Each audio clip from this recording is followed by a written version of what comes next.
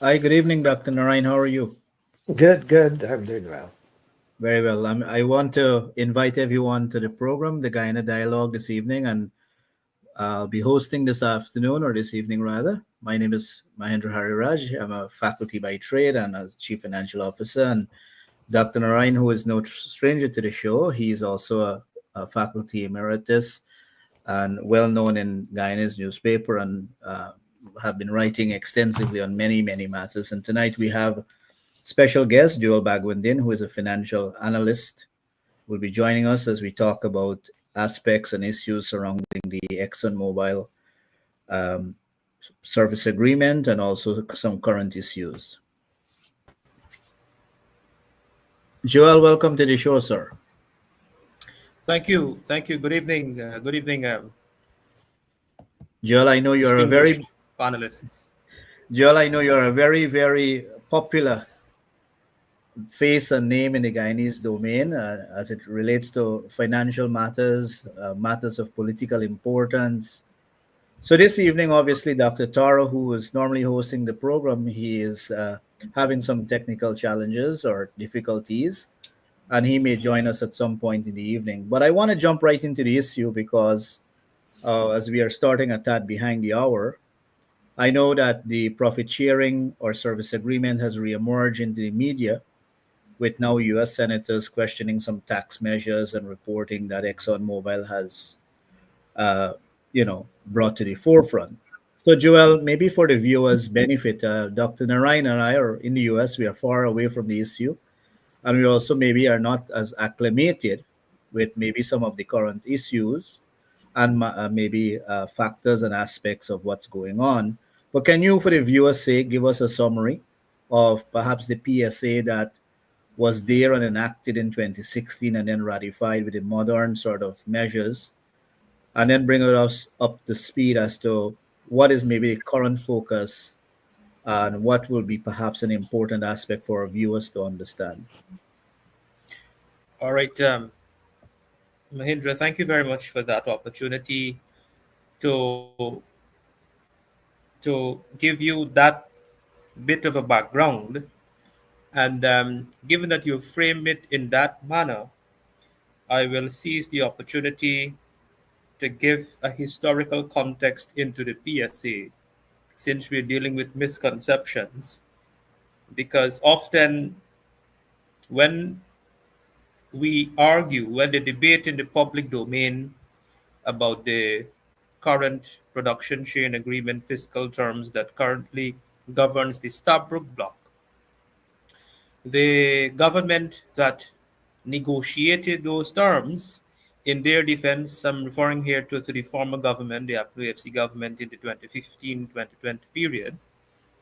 In their defense, they often say that this is the same agreement that they inherited under the PPPC regime of the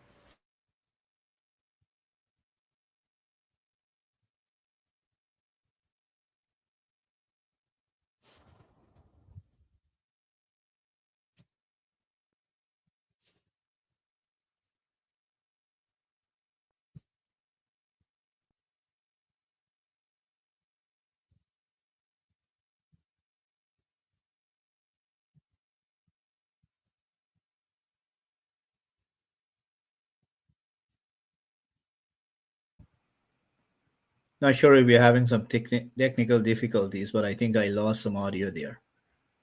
Yeah, we did. So we'll wait until Joel joins us again. So forgive us, ladies and gentlemen. Yeah, maybe it's coming from Guyana. Who knows? Yes. So viewers will wait until Joel comes on back, but he was trying to or about to give us a synopsis of the historical and or maybe the chronological sequence of the PSAs. So once he comes back, I hope he can join us relatively swiftly. But Dr. Narayan, while we wait on that, maybe from a different perspective and lens, as a Guyanese, from a household view, into something as maybe a bit more complicated and complex, how would you position this matter in a Guyanese household setting that it allows them to be informed and engaged Okay, we are joined back by Joel, so I'll hold my question that I had to Dr. Narayan. Yeah, that Well, okay. Sorry, go ahead, Joel. Forgive us. We're having I'm not some sure. technical. I'm not sure what happened there. My computer just freeze. I don't know what happened there. All Probably you right. have too many stuff. Very Um, well. So you were giving us a chronological sort of overview of yeah. the agreements. Yeah. So it is. I was saying that it is a weak defense to say, for the former government to say that they inherited that fiscal framework from the PPPC government back in 1999 because that is what they had in place. What they have ignored, and what many persons don't know, is that the 1999 prospecting license and the fiscal terms therein, which was a 1% and the 50, and everything else had remained the same, was under was pursuant to a 1986 or 85, 1985 petroleum law that was enacted by the PNC government. So it was really not the PPP that engineered that 1999 prospecting framework. It was under a PNC enacted legislation under the hand of former President Hoyt. Many persons don't know that. So it's important that I make that point for the viewers' benefit. Coming back to the 2016 agreement, of course, we can argue forever, and I don't want to rehash the arguments that, in 1999, we didn't have anything. We had zero proven reserves, and therefore we had bargaining power, which means we are in a position, in a strong position to negotiate better fiscal terms. Notwithstanding, that is the agreement that the then government signed, and that agreement now is what will govern the entire Stabrook block until that license expires. So the PPP government in 2020 had campaigned on renegotiating and changing the terms of those agreements. And again, that has been a long-standing source of misconception as well by critics of government and the general public, because people often say, or critics often say, well, the government said they're going to renegotiate the contract, but the Stabrook block remained the same. Now, this when the government came into power in 2020, the Stabrook block contract was already executed and was already in operations. But you also had nine other licenses that were issued during that time. And when those licenses come into production, whenever they make commercial finds, it will be a completely new framework that would govern those production licenses, and all future production licenses, even future production licenses that will govern the Stabrook block, will be a completely different regime. So what the government did, the PPP government did in the 2020, 2025 period, they've done several things. One, they repealed the old Petroleum Act that I earlier referenced. That act has been replaced with a modern piece of legislation that will govern the petroleum industry, exploration and production. They have enacted the local content legislation. They have they have, as promised, created two new model production sharing agreements that will govern all future production license. And those agreements, those new model fiscal regimes comprise of a 10% royalty up from 2%, a 10% corporate tax that was never there before, a 10% tax on fuel import that was never there before, the 50% profit share remain in place, and the 75% cost upfront cost recovery was reduced to 65%, thereby increasing the government stake significantly altogether. So that's where we are today. A brief history, what the government has done in the last 5 years in terms of the legislative framework and fiscal framework, And today, we still have, as it currently stands, just one one field that is in production, which is the Stabroek block. There is no other field that is currently in production. Thank you, Joel, for obviously walking us through that very important contextual and historical frame, because I think it allows everyone to perhaps reacclimate themselves with the historical aspect of what the current government has inherited and what they have changed, as you outlined so eloquently, reducing the production cost from 75 to 65, instituting a corporate tax, and also royalties from 2 to 10. So while we lost you for a minute, I was positioning a question to Dr. Narayan to just, invite him to speak maybe from a household perspective. As you know, Joel, many persons might not be as acclimated and well versed in this technical aspect of a contract or a frame of this magnitude. So I was asking Dr. Narayan because obviously the household is important and plays a vital role, obviously, as information is now readily available via internet, and obviously, as you use the word, can sometimes be misconstrued or even mischief can be shared. So, Dr. Narayan, given from a household perspective, as you heard Joel talking about these terms and conditions, how do you foresee households should utilize this information, access this information, or should there be a frame or a program or a policy that gets the household more involved? Well, it is always beneficial to get the people's involvement. And one way of involving the people is through information flow. One has to be decisive and honest in the presentation of the information in its very simple terms, not so that only a selective few understand. Let me take, for example, a comment by Joel just now. He said that this was based on historical policies that were in place. Now, did these historical policy, and this is a question for Joel while I will continue to answer, uh, address the issue. Joel, was there an escape clause that, or was it a rigid policy that was predetermined at the 1% level? When you say if there was an escape clause, what do you mean in I relation to the mean, 1%? renegotiating that once oil is discovered and you know the in quantity that the Guyanese government could renegotiate the terms of the contract based on the the actual information in terms of productivity.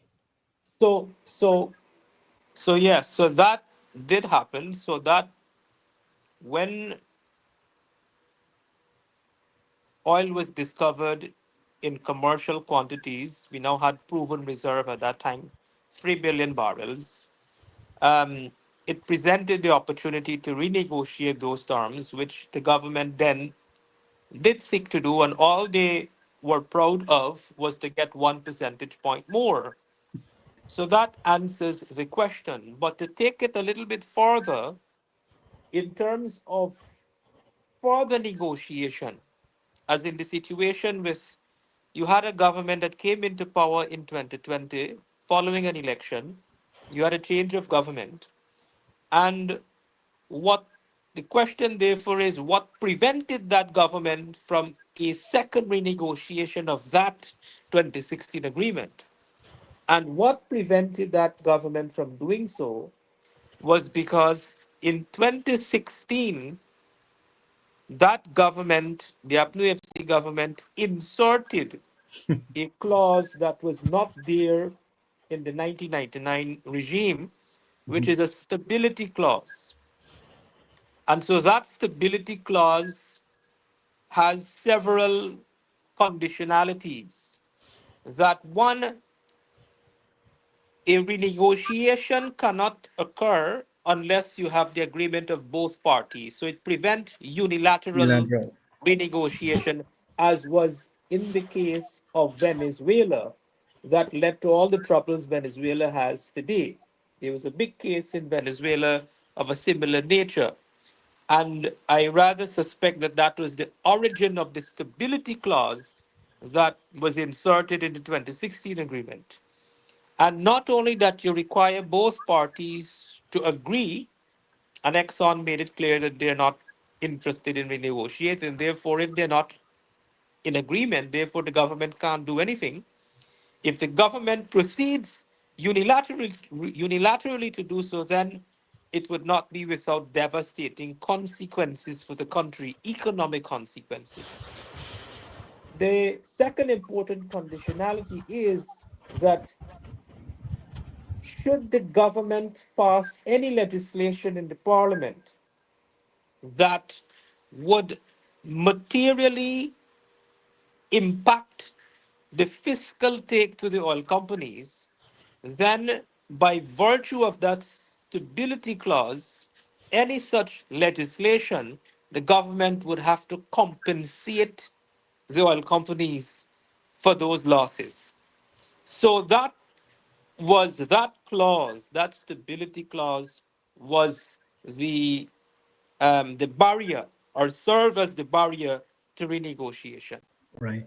So and if Joel, you strike it, factually here, but Dr. Narayan, just to add to it, um, the short answer perhaps I will give, yes, they had the opportunity to renegotiate the percentage. And what Joel outlined very lucidly is that they renegotiated at 1%. But for context, you would recall that there were no technical expertise that was reviewing this contract. See, and So that's yeah. so the opportunity was lost.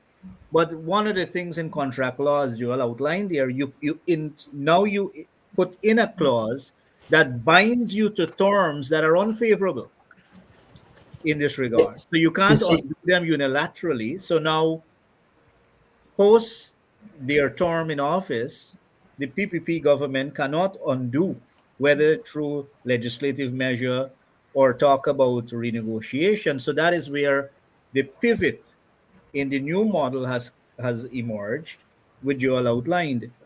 So it's a wonderful question you ask, but here is what maybe I'm getting to, Dr. Narayan. Maybe Joel can offer some context into it, the question. Um, how can the, let's say, regular Guyanese household access this level of information? Is there a centralized place where the agreements are posted or framework is available for their perusal?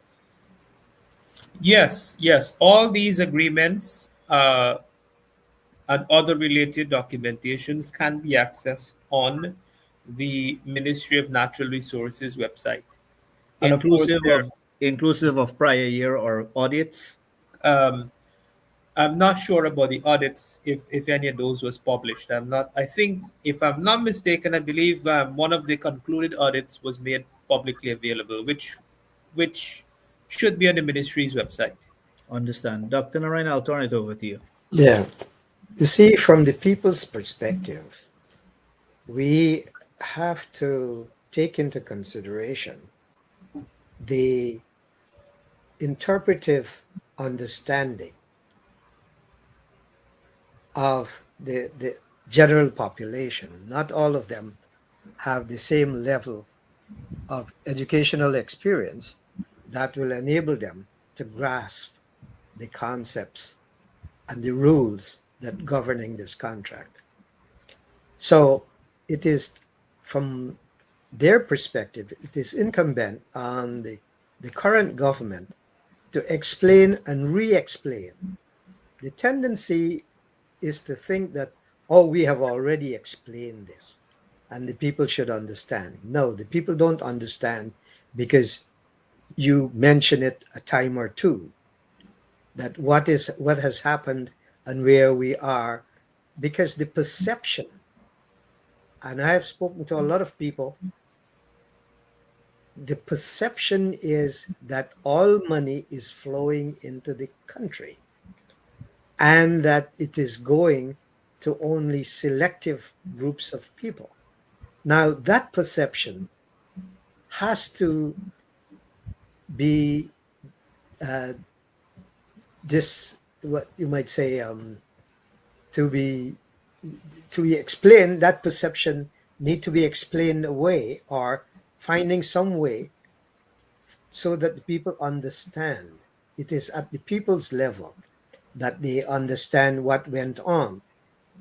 Otherwise than that, what has happened is that the issue become politicized, and it is politicized by the government that negotiated the contract and continue to make arguments that it is the current government that failed to renegotiate. And so it becomes a divisive political issue. And in the minds of the people, who would they believe? They will believe that, yes, money is flowing, and the previous government is telling us that the money is coming in, but we are not seeing it. And when they look at the lifestyles of other people, especially, I would say, 75 to 80% of the population, when they look at the 20% of having, a grand lifestyle in the country, they begin to question. So the the explanation has to be given over and over and over so that the people grasp that, yes, the current government is working in their interest, but their hands are tied insofar as the contract that is governing their acquisition of the revenue from oil is controlled. They don't have any control over it. And that therein lies the problem in bringing in the people together. So, and I don't see, and I don't hear, and I'm hearing this from people in the country itself, that they know all money is there, but nobody is telling them where the money is going, or is there enough money coming in. Yeah. See, Uh, Dr. Narayana, I think you strike another important segue that I have for Joel, which will give some level of, I hope, relation to the question you pose in your dialogue here. Joel, there were two critical pieces that emerged from the whole oil discovery that the current administration had brought to fruition. One is the local content legislation, and the other is the NFR bill. So, can you speak to those two measures as it relates to household and their involvement? As I know, there's a formula that is there that allows for some level of usage of the funds on a budgetary year. So, can you perhaps give us some insight into those two measures? So, thank you. So, let me speak to the local content firstly. The local content legislation is a very important piece of legislation. And going back to the campaign promise in 2020, when they said renegotiate slash improve contract management to increase the in-country benefits and value to the people, that that is where the local content legislation comes into play, because what that legislation seeks to do is to maximize the in-country spend that not necessarily flowing to the national treasury, but flowing to the people, flowing to Guyanese companies, and flowing to and creating that mandating employment in the sector for Guyanese.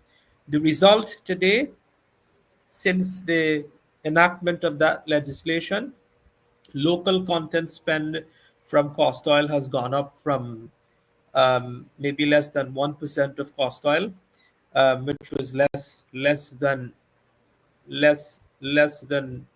maybe 100 million US dollars over a period of time, to now over a 5 year period, we had about 100 million US dollars over a 5 year period. That's before the legislation. Now we're doing nearly $1 billion a year, $1 billion US dollars a year in local content spend. And that local content spend will continue to increase as the local private sector continues to build their capacity and capabilities. So, and in terms of employment, you now have over 6,000 Guyanese, and that's a conservative number. Over 6,000 Guyanese employed directly in the sector and the supply, working with the service companies that are providing goods and services to that industry, the supply chain in that supporting that industry. You have over 1,000 Guyanese farms that have active contracts supplying goods and services in that sector, and that number continues to grow. So that's the significance in terms of and the importance of the local content legislation, which we continue to improve upon, and within with the broad objective to continue to maximize the in-country value, get more people involved, more local businesses involved, supplying more local goods and services, and building our own capacity as well, knowledge transfer, technology transfer, etc. The, the Natural Resource Fund Act, for a bit of a historical context, you would recall that the first piece of legislation that was passed by the UPNU government at that time in, I think it was 2019, that act had a number of deficiencies in terms of governance structure, as well as in terms of the fiscal rules when it comes to transparency. The third problem with that act was one of a constitutional nature, wherein it is argued that the act was passed at a time when, after you had the no confidence motion, and according to our constitution, following the successful passage of a no confidence motion, the government, the incumbent, becomes a caretaker government. And in that caretaker mode, they have limited powers, which meant, and legal pundits argued, that they had no authority, no constitutional authority to pass any legislation during that time. And so the Natural Resource Act by the UPNU government was problematic for that reason, given the timing in which it was passed in the National Assembly. Now, that aside, coming back to the deficiencies that I mentioned, the governance deficiency and the fiscal rule and transparency deficiency, the it empowered the Minister of Finance to basically exercise in practice near absolute control of the fund. Near absolute control. Now, if you read an ordinary person, or let me not say ordinary, a non-technical person reading their version of the act, you would see that it has a lot of paddings that make it appear to be a good piece of legislation. For example, it had there was an investment committee. There was, you had the other accountability and governance committee or something of that sort, um, that comprise representative from civil society, and it was a large group, it was a large number, right? And thirdly, the minister makes most of the decision, even though he has, according to the law, an investment committee to advise him on the fiscally sustainable sum to withdraw. The law still also give him the power to override that advice and make his own determination, Yeah, right? but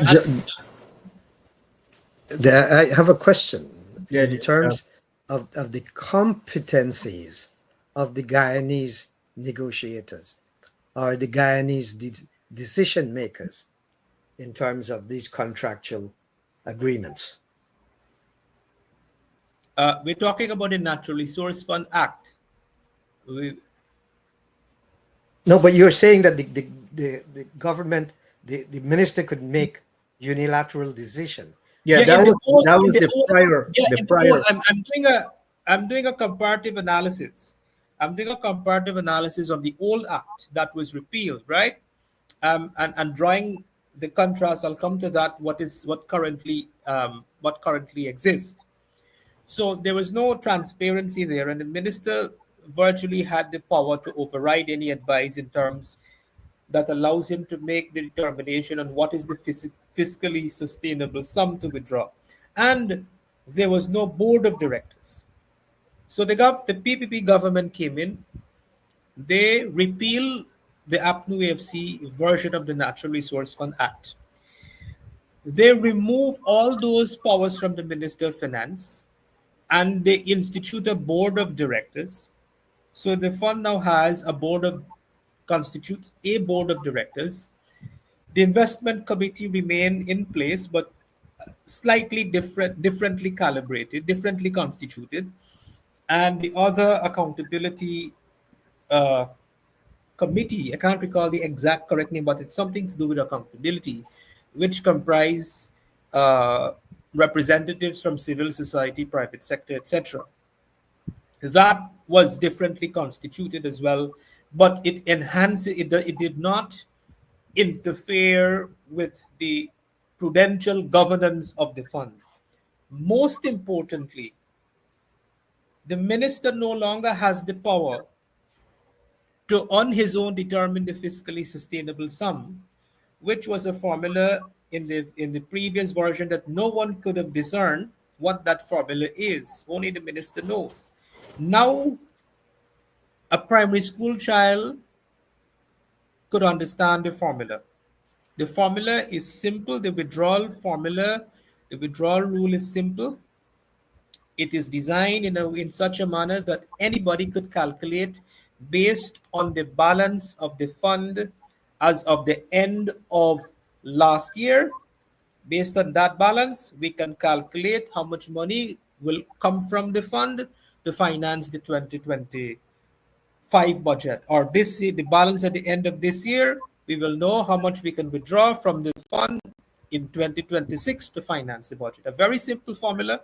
The formula is designed in a manner that it has a ceiling. That means you cannot withdraw any sum exceeding that ceiling according to the formula. Of course, you have some provision in the act that permit in the event you have national emergencies and so on.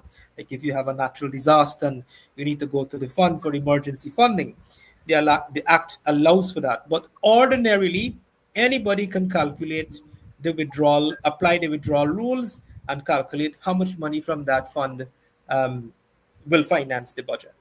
Thank you, So Joel. I'm grateful that you walk us through the local content legislation and the NFR bill, and just maybe for historical context, the maize was stolen around the yes, same yes, time. yes, yes, correct, So, yes. Dr. Narayan, I know you are itching away to go, so I'll allow you to ask another question. Well, I know you're very focused on how does this impact the household. So please go ahead. yes, I I am concerned about that because you see, if it is not explained in at the comprehensive level of the average family, they will not grasp the all the issues associated with it, or even some of the issues associated with it. For example,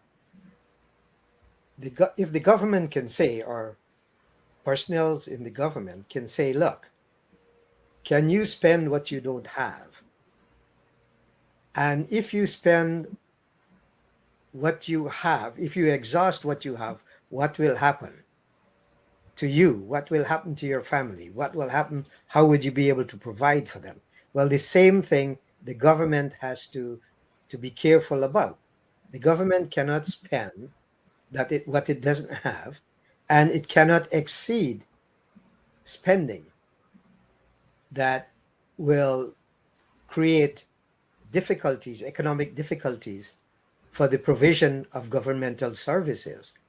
You see, what I'm trying to get at, you have to link the messaging to the level of the folk in common everyday term, in common everyday analogies, so that it is grasped readily.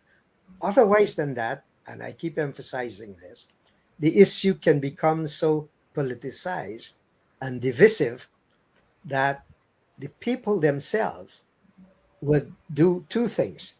One, they become disenchanted and in opposition to what the government is trying to do, or they might just withdraw, which is a common tendency, and say, no matter what I do or say, doesn't matter anymore. So why get involved? Why ask questions? And why believe what the government is telling us? So That- you have to be able to bridge that. What are your thinking on that, Joel? No, no, no, absolutely. What you are getting at is, I'll put it a bit differently, but it's essentially the same thing. The biggest challenge of the government is managing the expectation of the population. And in this information era, in this era of social media, disinformation, misinformation, propaganda are increasingly dominating the information space. And a lot of it, people buy into the disinformation. I give you an example. A few years ago, I was invited to speak at a diaspora forum in London, and at the end of it, I was overwhelmed. A crowd surrounded me with a bunch of questions, and I asked these people, "Don't you read? Don't you follow what's going on in Guyana?" And pointing them to the direction in which they could get credible, authentic news in terms of, if you want to know what's going on in terms of government policy, and so on. And you know what they tell me, where they're what they're relying on for their news? TikTok, Glenn Lal and TikTok. Yeah. So that's the challenge. That's the challenge. In this era of disinformation and misinformation on the rise, it's a difficult thing to do, but we can't. We gotta keep at it. so We there's gotta keep. perhaps there's perhaps a more challenge to simplify this than it can be. Joel, you segue to a very interesting point there, and I'll maybe take back the opportunity to ask this question, since we're on the topic of information and information being disseminated. Obviously, you spoke about the media playing a very critical role in how information, and to Dr. Narayan's wonderful question, how do we communicate this in a meaning and an effective and effective way? The sections of the media, forgive me, I'll couple my questions. Sections of the media has been peddling a very particular area of this oil or petroleum agreement, and that is no ring fencing. Can you use the opportunity of, getting that messaging across, and also the danger when something so technical like ring fencing has been paraded in the media and maybe has caused more trouble than good? No, you know, ring fencing. I don't know how many persons really understand what the ring fencing is, but what the ring fencing is, the projects are broken up into different subsets. So ring fencing simply means that you have project A money. When we recover the expenses that went into project A money should not go and finance project B. And in that way, the government gets more upfront, um, a greater upfront take early on.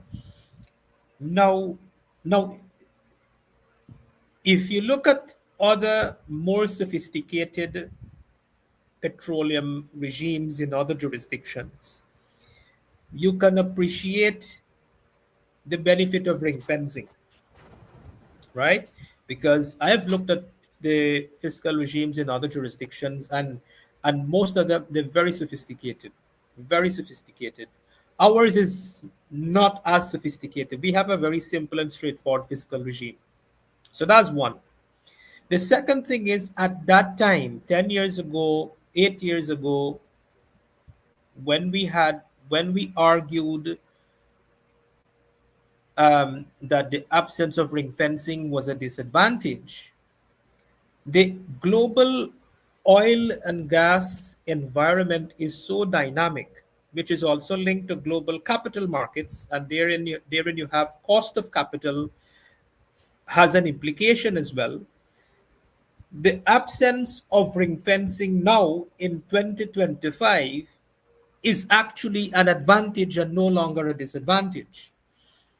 What do I mean by that? How does a disadvantage turn into an advantage in an 8 year period? Because the environment has changed. And what has changed? The cost of capital because of climate change policies globally and energy transition policies and countries having targets to meet. The cost of capital for oil and gas has increased on the global market. And so when external sources of capital increases, then you turn to internal sources of capital, which is cheaper. And so the absence of ring fencing, therefore, allows us in Guyana to reinvest that money, redeploy that capital to finance future projects in Guyana, not anywhere else, in Guyana, so that we can maintain the long term horizon of sustainability of cash flows coming to the treasury. So, what it is, we're foregoing, or it's a trade off rather.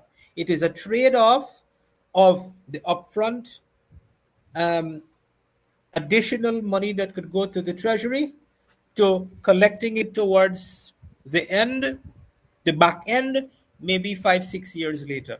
So it's not we're giving it up, it's a trade off, which is now an advantage because if we have ring fencing, then if we institute ring fencing now, then you put the contractor in a place where they would have difficulty raising capital on the market. And if you have difficulty raising capital in the market to invest to keep your oil and gas sector going in the long term, sustainable in the long term, then you would, in the long run, do yourself a disservice. Because in order to keep that sustainability flow in the long term, you got to keep the investment going. You got to keep the investment flow in terms of exploration and developing new projects because there is a long cycle from exploration to development to production. It took 15 years to find the oil in the first place from 1999 to 2015. Then it took another 5 years to develop the first field into production. So you're talking about a 20 years period from exploration to find to production. And then the production life of the field is about 20 years, right? So you're talking about a 40 years. So how do you keep this industry sustainable to keep the cash flow sustainable to the treasury in the long run? You got to keep the investment dollars flowing. And so that's why the absence of the ring fencing now is an advantage. And in the new blocks are not as large as this Stabrook block. They're smaller blocks. So the smaller blocks, you don't need ring fencing. Right, I agree. And to some aspect of finance, looking at it at a consolidated level, because one of the things is that you're not dealing with this in the frame of, well, Project A does not impact Project B under the umbrella because it's under the government portfolio of petroleum. So Correct. whether you take the short-term trade-off, as you said, you're paying more upfront for a long-term cut or a stronger benefit in the long term. Dr. Narayan, you know, What? in the media, there Mhm. is news or question around the United States senators questioning tax reporting, foreign tax credit if ExxonMobil and how they're reporting it. I know perhaps this is an area Joel can shed light on, but given from the U.S. side, Professor Narayan, we are in the U.S. We perhaps can go online and be connected with a lot of information and data, and sort of discern what is true, what is not true, what is factual, and so on.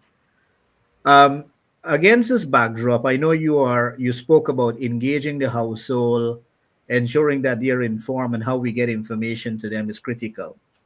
From, let's say, from your lens, as you well pointed to us to all of these historical contexts and changes, what forum would you, if you had to make a recommendation to government, will be perhaps a suitable forum to get messaging across that will be digestible to the Guyanese population?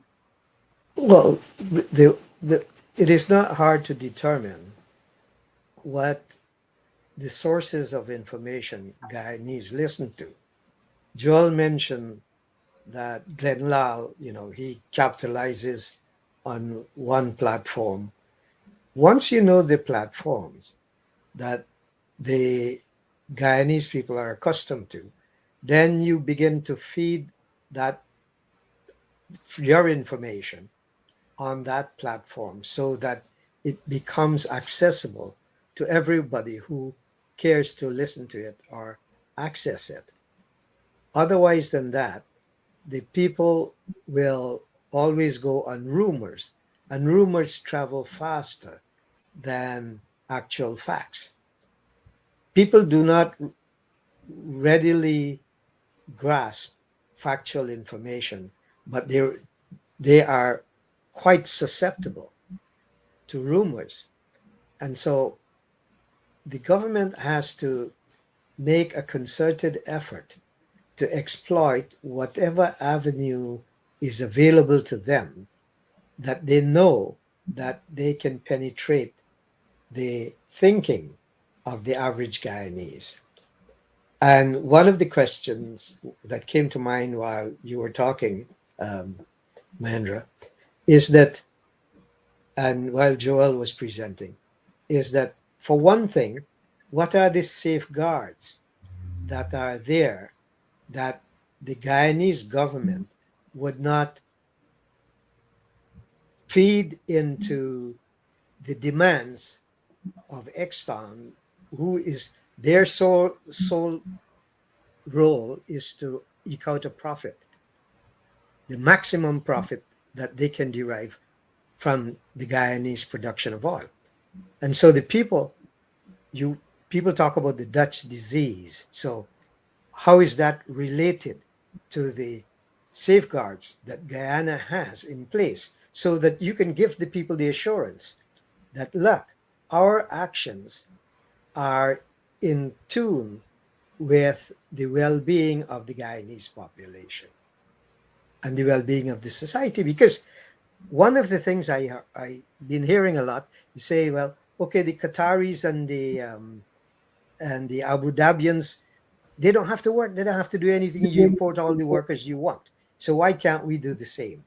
You see, you have to transcend that level of understanding to penetrate the everyday thinking of the Guyanese, who must understand that their lack of participation or their unwillingness to participate in an understanding of the government's position is only detrimental to them. And it's part of the messaging that has to be constant and even as frequent as possible. Point well taken, and I think I agree with you, Joel. I know currently on the top of the news headlines, three U.S. senator obviously has asked the question for ExxonMobil. I think today was the deadline for them to respond to some issues relating to uh, subsidizing tax credits or foreign tax credit. Can you shed light, if you are equipped to talk about that issue? And one of the additional issue perhaps is dated at this juncture, but at some point in time in the past, we had maybe an error about $214 million or so that sort of got squared away eventually. Why I'm asking these two questions again, to engage and to leverage from where Dr. Narayan's position is on communication. It is important that, again, government capitalizes and also inform the population, well, this is the position, this is the claim or the assertion, but this is the factual reality of what has occurred, or our response to it. The reason I say that is sometimes we see these headlines and then the population guess what the outcome is. You mentioned the $200 million, the 214 million. I presume you're talking about the audit Yes, the audience. discrepancy. Precisely. So I'm glad you raised that. So let me put that into context quickly against my earlier argumentation. The 214 million audit discrepancy is, Alex, could you load down the television, please? The 240 million discrepancy is a classic example of what would happen if the government is to have a dispute with the renegotiation, if they are to unilaterally do it. Because that audit discrepancy is a dispute. The government and Exxon are in dispute over the 214 million. Exxon is arguing that this 214 million dollars um, should not be included in the should be in the cost bank.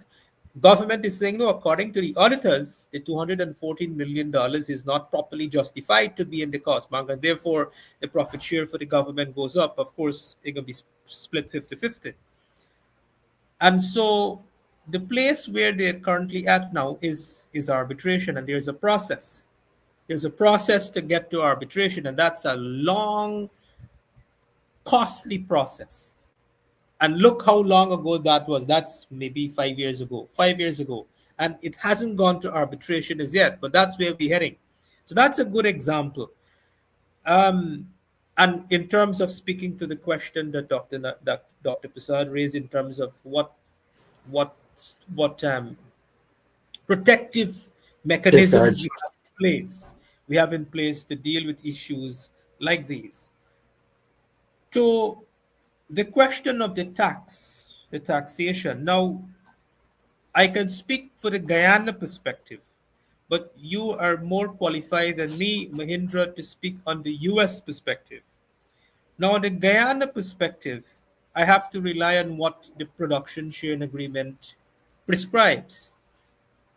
And the production sharing agreement prescribes that the government will issue to Exxon, the GRA rather, the Guyana Revenue Authority will issue to Exxon a tax certificate stating that they are in compliance with their tax liability or tax commitment in Guyana. And that certificate really is a representation of the profit share paid to Guyana, which is really being treated essentially as their share of taxes paid in Guyana.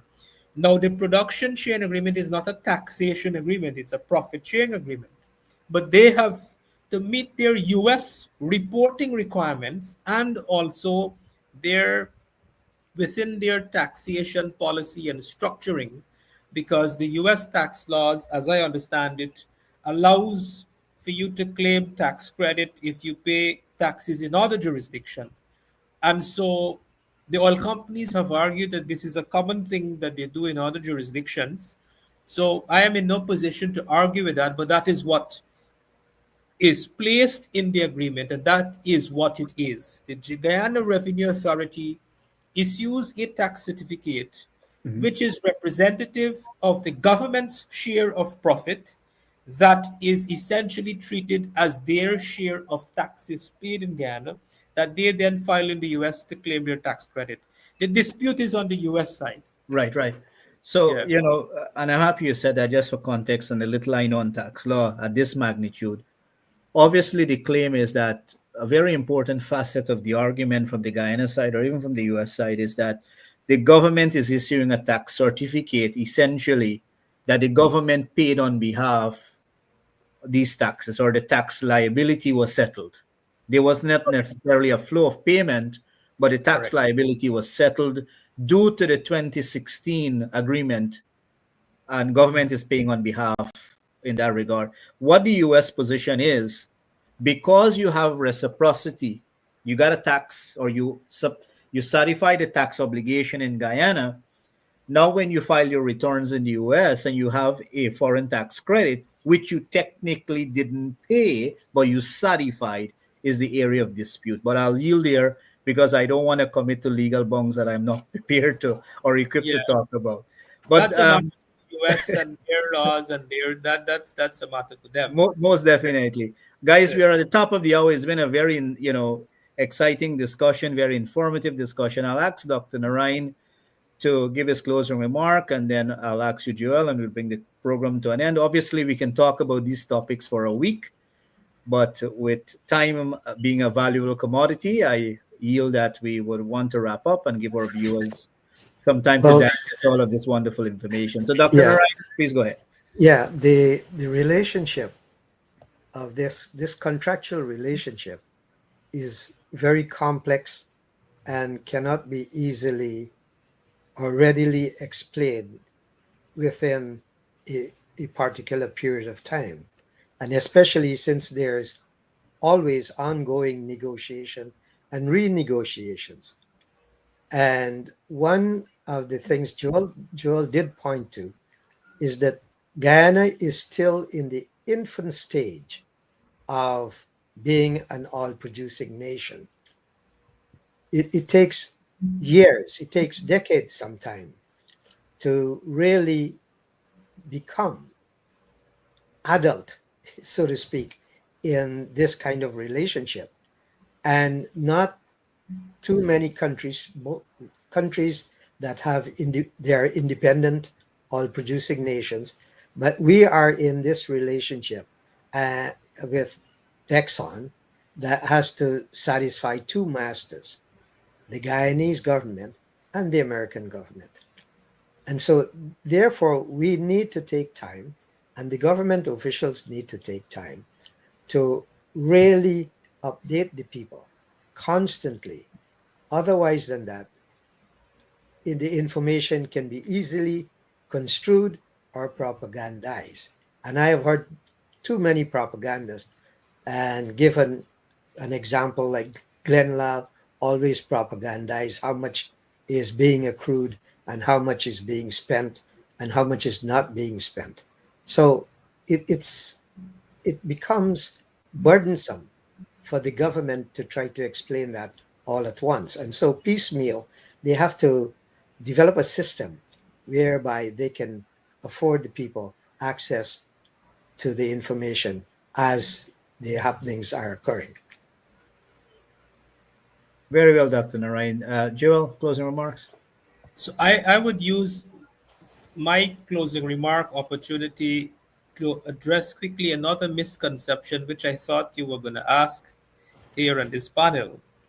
Now, the same group which is the OGGN group that raised that dispute issue with the senators, they've made an argument in the local letters column here in Guyana that that Exxon is not in.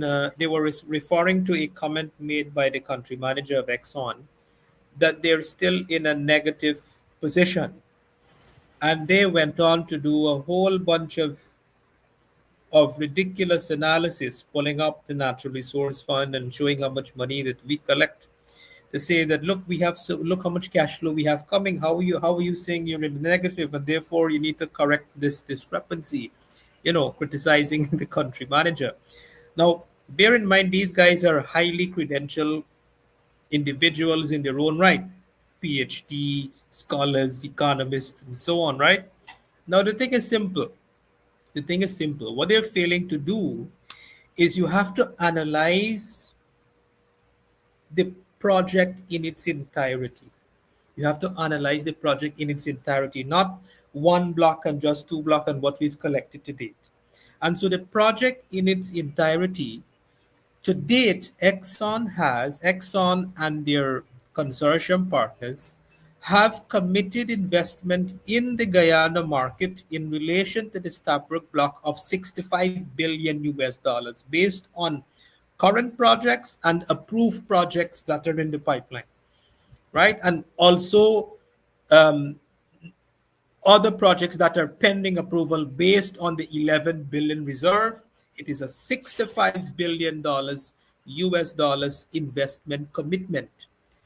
As of 2024, the total asset base of their investment in the Stabrook block is 34 billion US dollars. That gives you a negative position of 31 billion US dollars. So when he talk about negative, based on the investment commitment in Guyana, they've only invested 34 billion or 52% of their committed investment for this market. And so that is what he means. They're in a negative position. They still have another $31 billion to invest in the future projects. So I just wanted to make that point. I was hoping you was going to raise it, but that's what they mean negative position. You have to look at it, the project in its entirety, and understand the economics of the project in its entirety. So thank you very much for having me here, Mahindra and Professor Narayan Prasad. Very well, Joel. And I perhaps omitted that because of the credence of that body that is claiming to be an expert in this matter. So I'll yield at that note. And guys, it's truly a pleasure to have all of you articulating your position so well. Obviously, Joel, it's always a pleasure to share your company, and also Dr. Narayan, the same. Guys, at this point in time, I thank both of you for joining us on the program as we discuss this evening matters relating to ExxonMobil and agreements that lived and is now in the pipeline, and also matters pertaining to misconception and misinformation. So thank both of you again. Until next time, I'll see you. Goodbye. Well, Joel, I'm glad that you pointed out that you have to take the totality into consideration and do so comprehensively, and not to nitpick here and there, and then, which we say, nip and tuck as you please. So So, I'm glad you emphasized that point. all right. Thank you. It's a pleasure. Just got to get